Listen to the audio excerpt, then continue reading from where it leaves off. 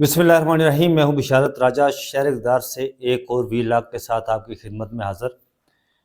नाज़रीन, जस्टिस मंसूर शाह ने, आपको याद होगा कि एक मनसूबा दिया था सुप्रीम कोर्ट ऑफ पाकिस्तान में जो पहला फुल कोर्ट इजलास हुआ था। चीफ जस्टिस यहिया अफरीदी ने जब हल्फ उठाया तो पहला उन्होंने फुल कोर्ट इजलास तलब किया।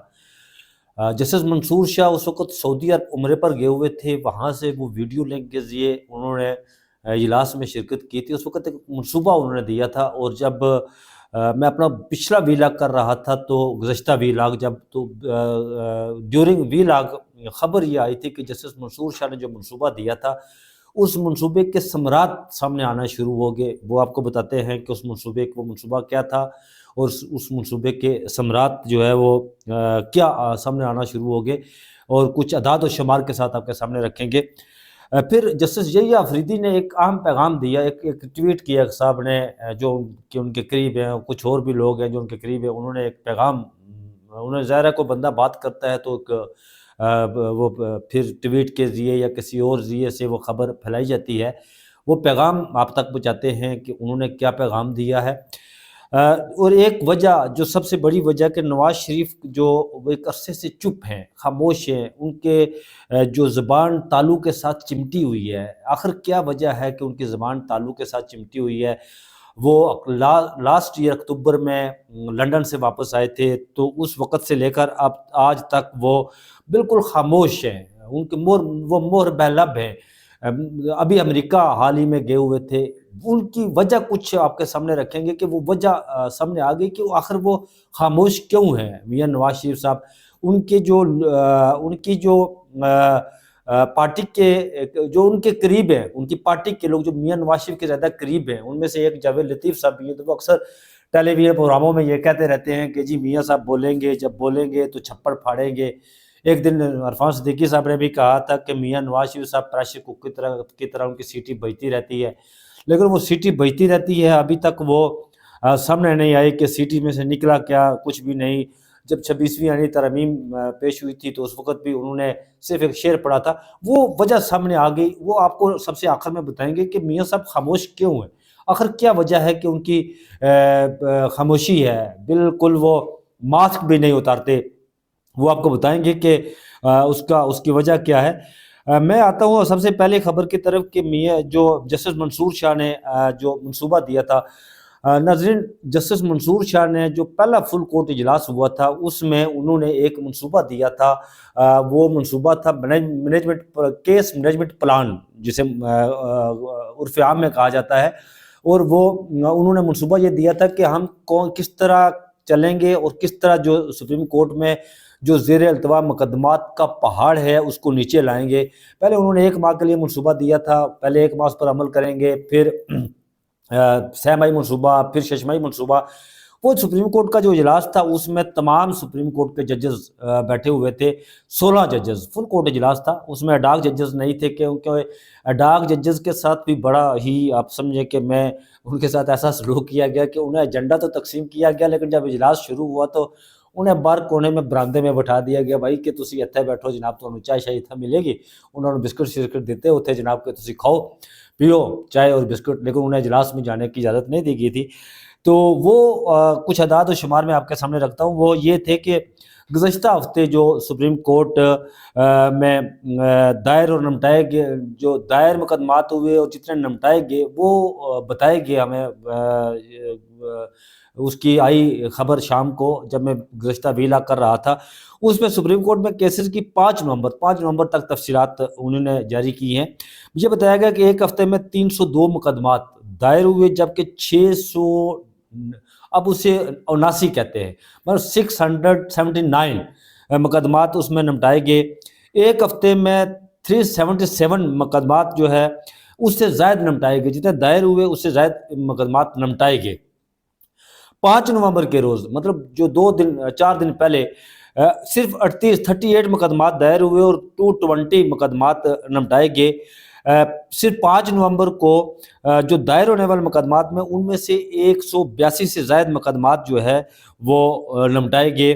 फिर ये भी बताया गया कि जो सुप्रीम कोर्ट में ज़ेर अल्तवा मुकदमात थे उनकी तादाद थी 59,435। جس وقت یہ اب موجودہ جو ہے نا وہ پوزیشن یہ ہے، جو سپریم کورٹ میں زیر التوا مقدمات ہیں نا موجودہ اس وقت، وہ ہیں 59,435۔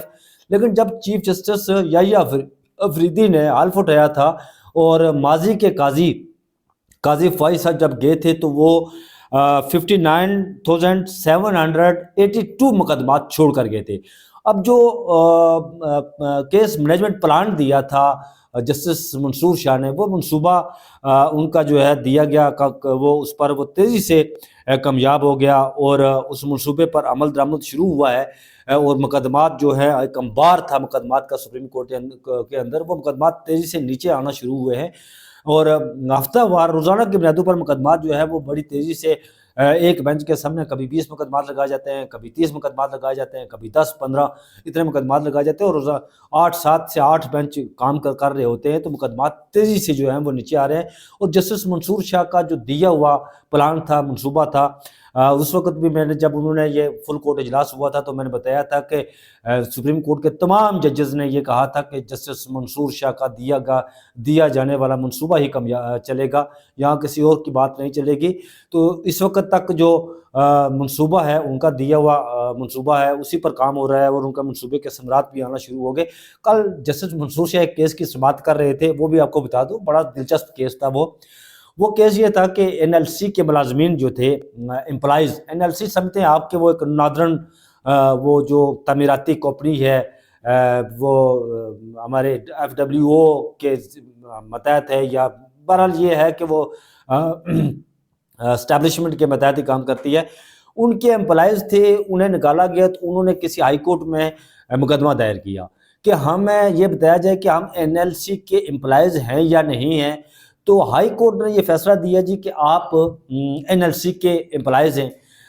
تو این ایل سی نے یہ کیا پھر کہ اس کے خلاف، ہائی کورٹ کے خلاف جو فیصلہ آیا تھا، اس کے خلاف appeal supreme court of Pakistan میں دائر کر دی۔ تو گزشتہ روز وہ کیس تھا جسٹس منصور شاہ کے بینچ میں، تو انہوں نے کہا جی دیکھیں، جو ان کے وکیل تھے این ایل سی کے، انہوں نے کہا جی کہ یہ ایک آئینی معاملہ ہے، تو اسے آپ بھیج دیں آئینی بینچ میں۔ تو جسٹس منصور شاہ نے کہا کہ ہر معاملہ آئینی بینچ میں نہیں بھیجتے، ہم ایسا نہیں کرتے۔ وہ درخواست جو تھی وہ خارج کر دی گئی۔ میں باہر کھڑا تھا اس وقت، دیکھا تو وہ ان کے جو وکیل ہیں، وکلاء ہیں، وہ لوگ جو این ایل سی کے ہیں، وہ روتے پیٹتے ہوئے جا رہے تھے کہ یار ہمارے ساتھ بڑی زیادتی ہو گئی، ہم اپیل لے کر آئے تھے تو این ایل سی کے، پھر وہ ظاہر ہے وہ ہمارے فوجی بھائیوں کی بڑی کمپنی ہے، اللہ تعالیٰ اس میں اور برکت دے۔ اب ظاہر ہے کاروبار تو ہوگا تو سب کچھ ہوگا نا جی، وہ دلیے سے لے کر ظاہر ہے وہ فوجی فرٹیلائزر بھی ہے، فوجی سیمنٹ بھی ہے، وہ عسکری دلیہ بھی بناتے ہیں، انشورنس کمپنیاں ہیں، یونیورسٹیز ہیں، ادارے ہیں، اسکولز ہیں، بینک ہیں، وہ ظاہر ہے ایک اس کے لیے اتنی بڑی فوج چلانے کے لیے ظاہر ہے کاروبار بھی تو ہونا چاہیے نا۔ تو یہ انہوں نے کل جسٹس منصور شاہ نے کیا، اور میں اس وقت ہنس رہا تھا۔ اچھا، آج ایک اور جو وہ تقرری ہوئی وزارت قانون کی طرف سے، صدر مملکت نے، جو صدر مملکت کون ہے جناب آج کل، وہی جو M B B S Multan سے تعلق رکھنے والے گدی نشین جناب، جنہوں نے کتاب بھی لکھی ہوئی ہے چاہ یوسف سے صدا یوسف تک، وہ پیر جناب یوسف رضا گیلانی صاحب، انہوں نے ایک نوٹیفیکیشن کیا، اور سروس ٹریبونل کے جو 4 ممبران ہیں ان کی تقرری کی ہے۔ ان میں ایک بلال خٹک صاحب، چودھری عبدالقیوم ممبر جوڈیشل تعینات ہوئے ہیں، پھر چودھری محمد اکرم خاکسار بھی، اور محترمہ ثروت طاہرہ حبیب، یہ بھی کوئی بنی ہے خاتون۔ ان کی جو تقرری کی گئی ہے وہ 3 سال کے لیے کی گئی ہے، اور یہ بھی کہا نوٹیفیکیشن میں کہ ممبران کی تقرری میں توسیع نہیں ہو سکے گی۔ نوٹیفیکیشن کی کاپی جو ہے تمام متعلقہ وزارتوں اور حکام کو بھجوا دی گئی ہے۔ وہ آج کل چونکہ زرداری صاحب دبئی ہیں، وہ کہیں ٹریول کر رہے تھے، تو بتایا یہ گیا کہ ان کا پاؤں اس میں فریکچر آ گیا، وہ ڈاکٹرز نے کہا کہ بیڈ ریسٹ کریں، وہ بیڈ ریسٹ پر ہیں، اور پیچھے جو وہ صاحب ہیں ان کے، وہ انہوں نے یہاں رکھی ہوتی ہیں، اور پھر وہ ان کے ہاتھ میں قلم تھمایا جاتا ہے، اور وہ دیکھتے بھی نہیں ہیں کہ یہ کون سی سمری میرے پاس آئی ہے، کس حوالے سے آئی ہے، اس پر وہ سائن کر دیتے ہیں آنکھیں بند کر کے۔ تو وہ خاندان ویسے مشہور خاندان ہے، جسے MBBS کہا جاتا تھا. جب وزیر اعظم بنے تو انہیں MBBS کہا جاتا. تو میں ایک دن سوچنے لگا یار یہ MBBS ڈاکٹر نہیں ہے تو MBBS انہیں کیوں کہا جا رہا. بعد میں کسی نے اس کو کلیریفائی کیا اور اسٹینڈ فار MBBS مینس کہ میاں بیوی بچوں سمیت وہ پورا خاندان انوالومنٹ تھی اس کی، کہ وہ اس میں جو ہے وہ معاملات تھے ان کے. ظاہر ہے وہ کرپشن اور وزیر اعظم ہو، خزانہ ہو، اور پھر زرداری صاحب کے بارے میں بتایا جاتا ہے وہ صدر تھے اس وقت، تو جنرل کیانی جو ہے وہ اس وقت چیف آف آرمی اسٹاف تھے. جب ان کی ملاقات ہوتی تھی تو زرداری صاحب وہ سندھی ٹوپی اپنی رکھ کے تو پوچھتے ہوتے تھے کیانی صاحب کو، کیانی صاحب بتائیں کاروبار کیسا جا رہا ہے. مشہور زمان جنرل کیانی صاحب کے بھائی تھے جن کے پاس وہ کنسٹرکشن کا کام تھا، اور وہ بعد میں بتایا گیا کہ وہ آسٹریلیا بھاگ گئے، پتہ نہیں ادھر بھاگ گئے ادھر بھاگ گئے. تو پھر جنرل کیانی صاحب خاموش ہو جاتے. کیا کرتے؟ ظاہر ہے بھائی کاروبار کر رہا ہے تو جنرل کیانی صاحب کیا کہتے. یہ ایک علیحدہ بات ہے کہ جنرل کیانی صاحب کو میرے بڑے، میں انہیں اپنا استاد بھی کہتا ہوں اور اکثر ان سے ملاقات بھی رہتی ہے میری. قبلہ ہارون رشید صاحب انہیں کہتے ہیں کہ جناب وہ دانشور جرنیل ہیں، جہاں وہ کھڑے ہوتے ہیں وہاں گھاس بھی نہیں اگتی. بس یار جہاں کھڑے ہوں گھاس تو نہیں اگتی وہاں پر، لیکن چلیں اور چیزیں تو اگتی ہیں نا. ہاں سمجھ گئے ہو کہ میں کیا کہہ رہا ہوں جناب. اچھا آتا ہوں جناب اپنی آخری خبر کی طرف، کہ میاں نواز شریف صاحب نے ایک یہاں پر صحافی ہیں اسلام آباد مونا عالم، انہوں نے خبر بریک کی آج کہ نواز شریف صاحب امریکہ گئے. آپ کو پتہ ہے ناظرین نواز شریف صاحب امریکہ گئے تھے اب کی بار، تو وہ 5 دن ان کا ٹور تھا تو وہ وہاں پر گئے. وہ صرف یہ دیکھنے کے لیے، وہاں کوئی نہاری پائے نہیں ملتے کہ میاں صاحب وہاں نہاری پائے کھانے کے لیے گئے ہیں یا پھجے کے پائے وہاں کھانے کے لیے، وہ نہیں ملتے وہاں پر.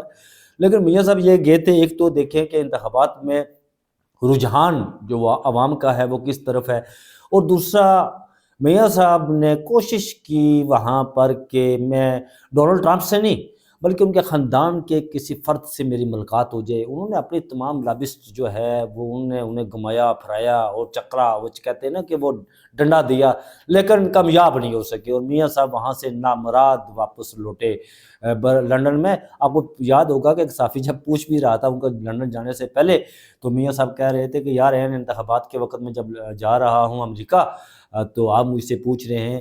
جب وہ واپس وہاں سے آئے لنڈن تو صحافی نے پوچھا جب انتخابات ہو گئے تو جنرل سیک نے پوچھا کہ میاں صاحب ٹرمپ کامیاب ہو گیا، اس پر کیا کہیں گے. تو میاں صاحب نے کہا یار میں ان تے جنیوا جا رہا، جنیوا تو واپس آواں گا تو تواڈے سوال دا میں جواب دیاں گا. میاں صاحب تو آج کل جنیوا گھوم رہے ہیں. ابھی ایک شام کو کلپ آیا تھا کہ وہاں پر ان کی بیٹی CM پنجاب محترمہ مریم نواز بھی ان کے ساتھ تھی. تو وہاں پر کسی نے ان پر آوازیں بھی کسے اور انہیں وہاں پر کرپٹ مریم کے پاپا چور اور مریم نواز کے حوالے سے بھی اس طرح کی وہ کچھ آوازیں آئی. وہ کلپ وائرل ہے ٹویٹر پہ. بہرحال یہ ہے کہ میاں صاحب کو جو چپ لگی ہے نا وہ اسی لیے لگی ہے کہ میاں صاحب کو اکتوبر سے بلایا گیا تھا پچھلے سال اکتوبر میں کہ میاں صاحب تسی آؤ پاکستان تہاڈی بڑی ضرورت ہے. پھر جب انتخابات ہوئے تو اخبارات میں چھپا گیا پاکستان کو نواز دو، اور جب انتخابات ہوئے 8 فروری کو تو پھر میاں صاحب کو زبردستی پکڑ کر وہاں پر پتہ نہیں ایسا لگ رہا تھا کہ میاں صاحب کو زبردستی پکڑ کر تقریر کروائی جا رہی ہے. اور وہ ایک شکست خوردہ انسان جو ہے 17 سیٹوں کے ساتھ وہاں کھڑے ہو کر اس چوری کے منڈیٹ ڈکیتی کے منڈیٹ پر کھڑے ہو کر وہ تقریر کر رہے تھے. میاں صاحب 50 سال میں آپ کو سیاست کرتے ہوئے اور 50 سالوں میں آپ نے یہ کمایا نا تو پھر تمہوں صلح کر لینی چاہیے، چپ کر کے گھر بیٹھنا چاہیے. اللہ اللہ کرو میاں صاحب تسی ہوں جناب تمہوں ویسے بھی چپ لگ گئی ہے کیونکہ تواڈے کول کہندے کہ میاں جاوید لطیف صاحب کہہ رہے ہیں کہ جی میاں صاحب کے پاس بتانے کے لیے بہت کچھ ہے. اور میاں صاحب کو قوم کو یہ بتا رہے ہیں کہ ان کے ساتھ جو ہوا نا وہ بتا رہے ہیں، ان کو ساتھ جو ہوا وہ بتا رہے ہیں، جو انہوں نے کیا وہ قوم کو نہیں بتا رہے. اور یہ بھی نہیں بتا رہے کہ میاں صاحب کو اکتوبر سے اکتوبر لنڈن پلان کس نے کیا تھا، وہاں سے انہیں کس نے لایا تھا، وہاں سے یہ کہ کون انہیں یہ کہہ کر یقین دہانی دلا کر لایا تھا کہ میاں صاحب تسی آؤ پاکستان تمہوں جناب اساں وزیر اعظم بنائیں گے، بڑے گدی تے بٹھاواں گے. اتنے آ کے جناب تسی چپ لگ گئی ہے میاں صاحب. میں اس وقت تو لنڈن میں تھے تو بڑی تقریر کرتے تھے میاں صاحب جنرل باجوہ تمہیں صاف دینا پڑے گا، فلانا تمہیں صاف دینا پڑے گا، فلانا تمہارا صاحب دینا پڑے گا، آپ کے بیٹے کہتے تھی مجھے وہ بھی اس طرح اشارہ کر کے مجھے وہ راستہ آتا ہے جوتے پالش کر کے میں اقتدار میں جاؤں۔ تو پھر آپ مریم نواز اور میاں صاحب، آپ مریم نواز سے پوچھتے ہیں، مریم نواز آپ نے پھر کون سا راستہ اختیار کیا؟ کیونکہ آپ تو الیکشن آپ کی نشست بھی ہار گئی تھی۔ آپ کا اپنے خامد جناب کیپٹن صفدر صاحب کہہ رہے ہیں عوام کی خدمت کیا ہے، آج کل وہ فارم 40 یہ وہ کہہ رہے ہیں، میں کوٹ اینڈ کوٹ کر رہا ہوں، وہ یہ کہہ رہے ہیں کہ عوام کی خدمت کرنے سے کیا جی، کوئی راستہ اقتدار کا کہیں اور جاتا ہے، وہاں جائیں منت ترلا کریں، فارم 47 آپ کو مل جائے گا۔ تو پھر آپ کو وہی ہے نا منت ترلا والی بات، تو قوم کو یہ نہ کریں، قوم جس کے ساتھ کھڑی ہے وہ سب جانتے ہیں، وہ مقتدر حلقے بھی جانتے ہیں کہ قوم کس کے ساتھ کھڑی ہے، اور اسی بات کو لے کر مقتدر حلقے پریشان ہیں کہ قوم کسی اور کے ساتھ کھڑی ہے، مسلط ہم نے کسی اور کو کیا ہے، کام ان سے ہو نہیں رہا، پرلے درجے کے نالائق ہیں، اپنی پسند کے آئینی ترامیم کروا کر بھی انجانے خوف میں مبتلا ہے، ڈر اور خوف جو ہے ان کی رگوں میں وہ پنپ گیا ہے، اور اس کی وجہ سے یہ ناکام اور نامراد ہو رہے ہیں، کبھی ادھر سعودی عرب جا رہے ہیں، کبھی چائنا جا رہے ہیں، چائنا تو خیر کیا، چائنا نے جھنڈے دکھا دیا ہے، اور کبھی فلاں جگہ جا رہے ہیں۔ بھائی محنت ترلا کر لیں نا ایم بی ایس کی کہ ہمیں بچائیں، ہمارا اقتدار بچائیں۔ چلیں بہرحال انشاءاللہ کل پھر حاضر ہوں گے۔ ہمیشہ کی طرح میں درخواست ہی کرتا ہوں کہ آپ یہ چینل آپ کا اپنا چینل ہے، میرا چینل نہیں ہے، آپ کا اپنا چینل ہے، آپ اسے دیکھتے ہیں، مجھے سنتے ہیں، تو مجھے آپ کا دیکھنا میرے لیے آکسیجن کا کام ہے، تو میں پھر آپ کے سامنے نئی چیزیں لے کر آتا ہوں، تو اس کو سبسکرائب بھی کیجیے گا۔ اور میں جب ٹلی کا بٹن کہتا ہوں تو میرے سامنے میرے دوست بیٹھے ہوتے ہیں، وہ ہمیشہ ہنستے ہیں کہ یار تو ٹلی کیوں کہتا ہے؟ میں نے کہا تھا یار مجھے بیل آئیکن وہ منہ ڈنگا نہیں کرتا، میں ظاہر ہے میں پینڈو ہوں، بالکل خاصتاً پینڈو ہوں، خاصتاً دیہات کا رہنے والا ہوں، خاصتاً پینڈو ہوں۔ یا نواز شریف صاحب کبھی کبھی مجھے کہتے ہوتے تو بابو، میں نے انہیں کہتا ہوتا میں بابو نہیں ہوں سر، میں پینڈو ہوں، دیہاتی ہوں، تو وہ دیہات میں تو ٹلی کہتے ہیں نا، اس لیے آپ ٹلی بچائیں، وہ آپ کو خبردار کر دے گی۔ میں جب وی لاگ کروں گا وہ اپلوڈ ہوگا تو آپ اسے دیکھیں گے۔ میں آپ کی محبتوں کا مقروض ہوں، مجھے اپنی دعاؤں میں یاد رکھیے گا، میں آپ کو اپنی دعاؤں میں یاد رکھتا ہوں۔ اپنا بہت سارا خیال رکھیے گا، مجھے دیجیے اجازت، اللہ حافظ۔